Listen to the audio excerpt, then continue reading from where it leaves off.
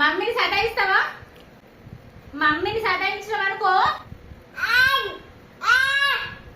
స్కూల్లో వేసేస్తా నిన్ను. రేపటి నుంచి స్కూల్కి వెళ్ళాలి. మమ్మీని ఫుల్ సతాయిస్తున్నావు నువ్వు. వెళ్ళవా?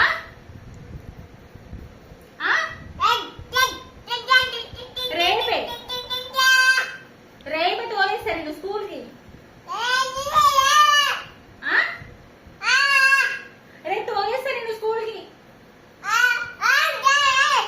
అన్నం తింటలేవు నువ్వు. రేపటి నుంచి స్కూల్కి వెళ్ళలేవు చూడు.